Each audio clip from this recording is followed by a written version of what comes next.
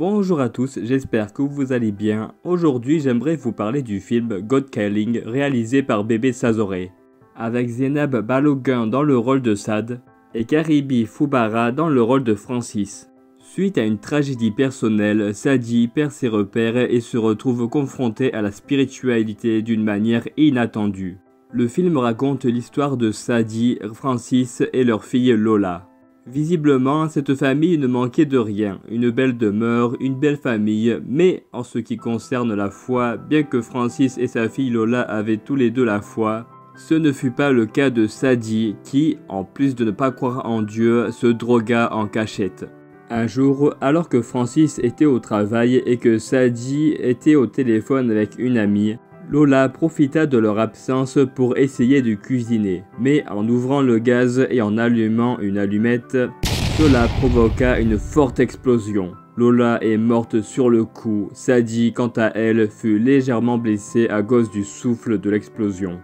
Mais elle fut aussi blessée intérieurement. Lors d'une cérémonie pour rendre hommage à leur fille qui a eu lieu à l'église, au moment où le pasteur murmura dans l'oreille de Sadi « Dieu t'appelle toujours », elle péta les plombs et repoussa le pasteur en s'en prenant à lui. Francis amena donc sa femme dans le hall d'entrée afin qu'elle puisse se calmer. Mais alors qu'elle était seule, elle reçut un appel étrange venant de Dieu. Elle prit donc son portable et le jeta, son portable se brisa, mais elle reçut une nouvelle fois un appel de Dieu. Elle partit donc appeler Francis, mais ils s'aperçurent que le portable était finalement éteint. Francis ne la croyait pas, d'autant plus qu'il s'aperçut qu'elle se droguait. Envahi par la dépression, Sadi décida de mettre fin à ses jours. Mais c'était sans compter sur une personne, ou plutôt vraisemblablement un ange de Dieu qui la sauva. Alors que sa famille et ses proches s'inquiétèrent, elle arriva vers eux et expliqua à Francis ce qu'elle a vécu et de comment elle a eu la foi.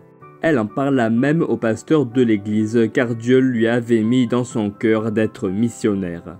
Plus tard, alors qu'elle pria, elle reçut un appel de Dieu sur son portable et cette fois-ci, elle répondit. Sa foi grandissait et elle pria régulièrement malgré que Francis lui perdait la foi. Une amie de Sadi avait un mari infidèle et elle demanda de l'aide à Sadi. Cette dernière, avec l'aide de l'Esprit de Dieu, alla vers le copain de son ami et après une discussion avec lui et une mise en garde, sa vue baissa et il ne voya que du flou. Plus tard, en rentrant, cet homme demanda pardon auprès de sa femme et il retrouva donc la vue. De son côté, Francis décida de croire à sa femme Sadi. Sadi et Francis s'aimaient et Dieu était avec eux.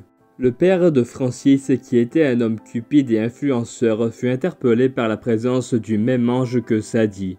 Après quelques échanges, cet ange guérit le père de Francis qui avait une jambe amputée lorsqu'il était soldat pendant la guerre. Plus tard, Sadi et Francis partirent en tant que missionnaires. Juste avant leur départ, nous retrouvons leurs proches et amis qui prièrent ensemble pour leur départ.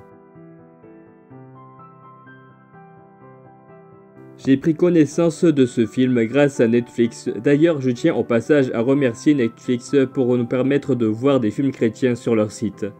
Pour en revenir au film, globalement, ce film n'est vraiment pas mauvais. Je connais absolument aucun acteur, mais ils ont très bien joué leur rôle, de très bons acteurs et une bonne qualité cinématographique. Après, la seule chose que je trouve un peu dommage, ce sont les effets spéciaux, notamment lors de l'explosion. Mais ça ne gâche pas le film pour autant. J'ai tout de même très bien aimé ce film, d'autant plus que ce film représente en quelque sorte la vie de foi, les épreuves, etc., etc. Et aussi à nous rappeler de faire attention à ne pas laisser ses enfants enfermés dans un appartement. Je vous recommande ce film à tous qui est, je le rappelle, uniquement disponible sur Netflix. Je vous mets le lien en description. Soyez tous bénis.